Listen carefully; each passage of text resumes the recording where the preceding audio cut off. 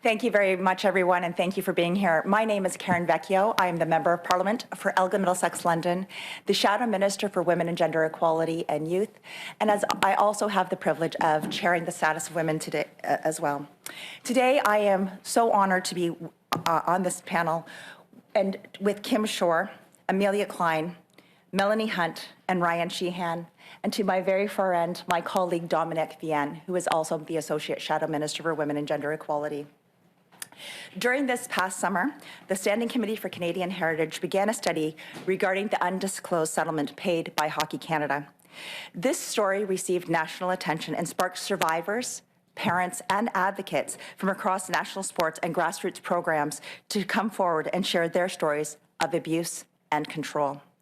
This week, with my parliamentary co-hosts, we'll be screening Broken: Inside the Toxic Culture of Canadian Gymnastics, as well as a question and answer panel with survivors. This event is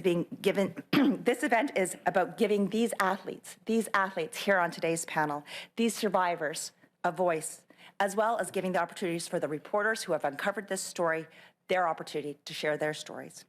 This screening coincides with the current study that began this week in the Status of Women Committee. Our study is focusing on the physical, emotional, and mental impacts of sport on women and girls. This study was initiated by my colleague, Bloc member Adrienne LaRoche, and was supported unanimously by our committee. Many victims and survivors have made their way to this national capital to share their experience, their testimony, and their truth with our committee. I would like to thank those who have reached out and shared your story. It takes immense courage to come forward and speak your truth. To the Gymnasts for Change, specifically Kim Shore, who is here to my right, your story can not only impact the study, but ignites change.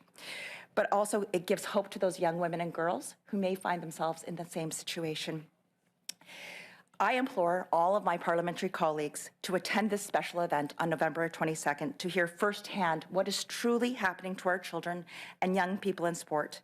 Those who are breaking the silence are helping shed the light on these wrongful situations, and with hope bring Canada one step closer to making a positive change in sport for women and girls. These young athletes deserve all of the safety, comfort, and sense of belonging that sport should bring.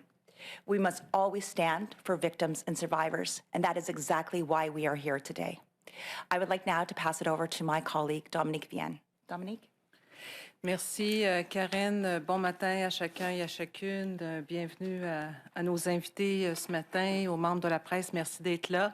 Alors, pour reprendre un peu ce que la collègue Karen a dit, nous sommes très contentes d'être ici ce matin, très fiers aussi, très préoccupés également par toutes ces déclarations que nous avons entendues au cours des dernières semaines, au cours des derniers mois. Bien sûr, il y a tout ce que nous avons lu et entendu sur Hockey Canada, mais également dans d'autres fédérations sportives, dans d'autres disciplines également. Alors, le comité permanent sur la condition féminine a démarré une étude excessivement importante hier matin. Une étude qui porte sur la sécurité dans le sport pour les femmes et les filles. Et on veut comprendre exactement ce qui se passe, quel genre de culture il y a dans ces associations sportives et comment nous, les parlementaires, on peut dégager une vision de ce qui se passe, bien sûr, mais aussi des pistes de solutions, des pistes d'atterrissage pour faire en sorte qu'effectivement surviennent des changements et qui fassent en sorte que nos jeunes sportifs puissent évoluer dans un milieu sain, dans un milieu sécuritaire, parce que le sport, c'est la santé, le sport, c'est un lieu de convergence, le sport, c'est un lieu positif, c'est supposé être un lieu positif pour nos jeunes. Alors, faire en sorte d'avoir une connaissance de ce qui se passe, une bonne vision, mais aussi de dégager des solutions. Alors, nous avons entrepris donc hier matin une étude très importante dans laquelle Karen et moi, mais aussi les autres collègues des autres partis politiques, nous mettons beaucoup d'espoir. Alors, les gens qui sont ici avec nous aujourd'hui ont un témoignage fort et puissant à vous livrer. Et ce soir, sur la colline parlementaire, il y aura projection, comme Karen l'a souligné, d'un documentaire sur des milieux toxiques dans le monde du sport. Alors évidemment, toute personne qui peut se libérer pour assister ce soir à cette projection, ce serait grandement pertinent. Je vous remercie de votre attention. Je vous remercie de vous être déplacés. Et maintenant, laissons la parole à nos athlètes. Thank you very much, Dominique. We are now here, as I said, we are here, and it is about the survivors and the victims, and we are so here and listening and ready to listen to Gymnasts for Change. I would like to now pass the floor over to Kim Shore, who will be starting with her opening statements. Thank you so much, Karen and Dominique. Thank you for your support. Thank you for the support of the Standing Committee of the Status of Women. We are really honored to be here and to be a part of this movement. Gymnasts for Change Canada was started by a very small group of gymnasts who came together and began to share their stories with each other. And out of that, we were shocked to find that we shared so many commonalities with the type of environments that we had grown up with in gymnastics, but we lived provinces apart. It was an organization that came together to speak on behalf of survivors through the voice of a survivor.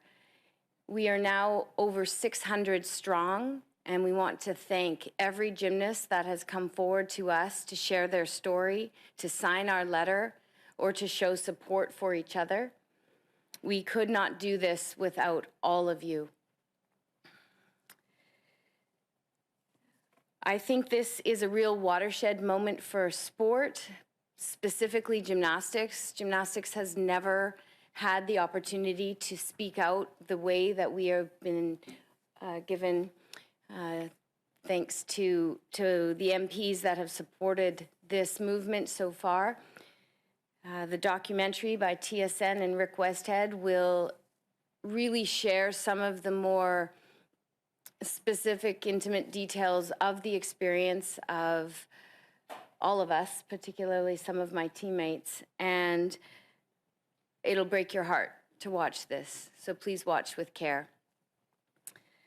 I want to also say that the profoundly vulnerable little humans that we put into sport as children need our protection. Every adult needs to come together in Canada when it comes to sport to ensure that our children are safe.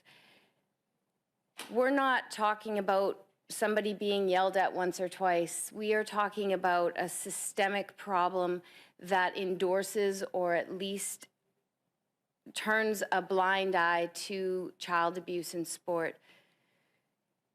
And every act of aggression towards a child leaves them more vulnerable to actual criminal activity that could come later. Not only that, we have heard time and time again from our survivor group that the act of violence or the act of sexual abuse that they may have endured was horrible, but what was equally horrible was that when they went to tell somebody, they didn't feel believed or nobody acted and nobody protected them. So we are asking all sport leaders to come together to protect children in sport. I'd like to pass this on to Amelia Cline. Thank you, Kim, and thank you, Karen and Dominique, and thank you to the Status of Women Committee that has so supported us in our efforts to bring these issues to the attention of the general public. As Kim has alluded to, we have received hundreds of stories of abuse, and every single one of them would break your heart. And as I said yesterday in my testimony, we could sit here for hours and break your hearts over and over and over again. But what really brings us here today is that we are hoping to see accountability. We are hoping to see meaningful change. We're hoping to see action from the people in power who have the ability to actually make the changes that will protect every child athlete in this country. So we are here asking for all of our political leaders to stand up with us, to show the same courage that our survivor community has shown, and to demonstrate to that survivor community that you not only have heard us, but that you're actually going to do something about it. The consequences of not listening and of not acting are dire. We have heard from generations of athletes, from women in their 60s who are only just now coming to terms with the fact that they were abused, to 15-year-olds who are just exiting the sport, who are losing their teammates because they've had the audacity to report their abuse. This is an ongoing crisis, and unless we stop it now, there are going to be more generations of child athletes that live lives that are cut short or limited by chronic pain, by suicide, by addiction. Those are the consequences of not acting. So we implore every leader today to do something. Thank you.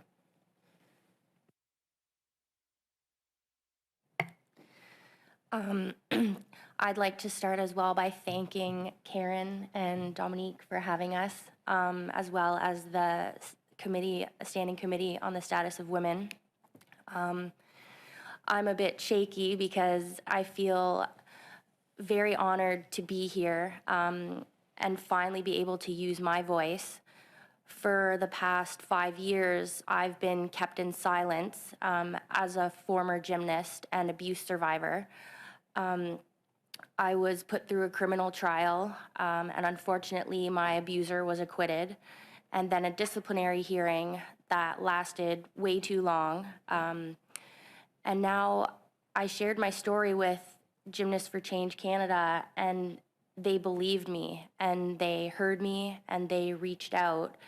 And I'm honored to be a part of that committee now, to speak my truth and to shed light on the issues that have been happening, like they said, for decades. The cause is very personal. And so a judicial inquiry is so needed for athletes like all of us up here who left the sport broken instead of enriched and more whole as human beings. We were participating in a system that cared more about the athlete and less about the human experience, and that needs to change. So yes, thank you for allowing us this platform and this opportunity to create much needed change. Otherwise, more children will continue to be abused.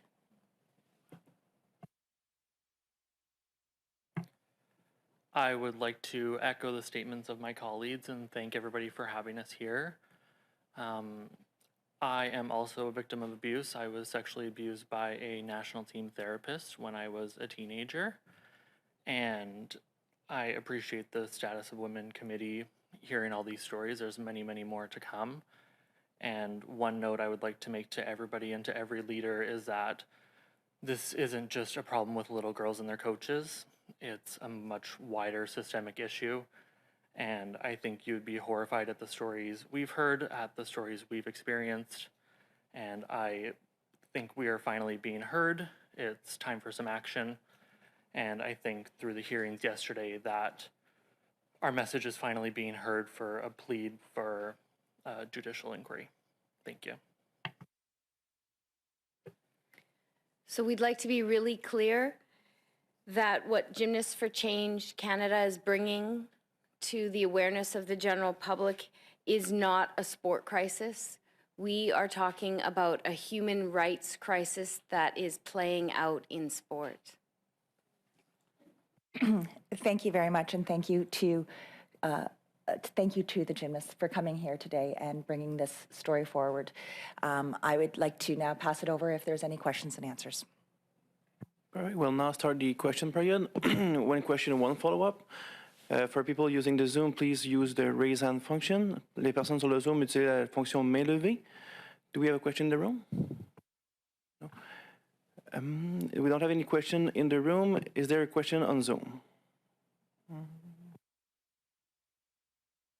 There's no question on Zoom, so that will conclude the press conference. Thank you. I'll throw one in there. Justin Tang, the Canadian Press. My colleagues will be listening on Zoom later on, possibly. So sorry, I'm not usually going to ask, but I'll throw one out here just to appreciate your time. I'll throw it out to maybe Ms. Vecchio to hand off to one of the speakers. But what message do you want to send to the federal government about how they've handled previous instances of these kind of allegations? And is there anything unique about the situation regarding gymnastics that you find yourselves in, and how that revolves around what you'd like to say to the federal government? Thanks very much, and thanks for that question. To be honest, I come to this job very much as a mom. I come to this as looking at the athletes, as thinking of my own children and my neighbors' children and the country's children on what we can do. So when it comes to what we need to talk to the federal government, it's truly about listening. It's about talking about the programs that are there. Are they adequate? Are we ensuring that our children are safe? And that's exactly what, over the last number of years, we've seen the government talk about things, but is this actually helping our children? And from these stories that we're hearing from Kim and all of her colleagues, there's more questions than answers right now. So this will give us an opportunity, and the study that we're currently doing will provide us an opportunity to say to the government, this is what we're hearing, and there needs to be action. I don't know what that action looks like specifically today, but I can tell you that just listening is probably the number one thing that all parliamentarians should be doing at this time, to listen to our athletes. Thank you. Anything from any of the other folks on the panel to respond to kind of that issue? I would agree with Karen's comments. I think the very first step is to understand in the most fulsome way possible what the issues are. This study is a very important first step in that. I think it's going to give us a better understanding of the scope of the issues. But I think what we are going to find is that the scope is so massive that, in fact, the only way to really get to the bottom of these issues is by initiating a national judicial inquiry. And that is really what we're hoping is going to ultimately come of all of this, is that we can have a fulsome, very thorough investigation so that then we can develop solutions that will actually create meaningful change. Thank you. Do you have another question, Justin? Good. But once again, on Zoom, if you have a question, please use your raise hand function. There's no question on Zoom. That will conclude it. Thank you.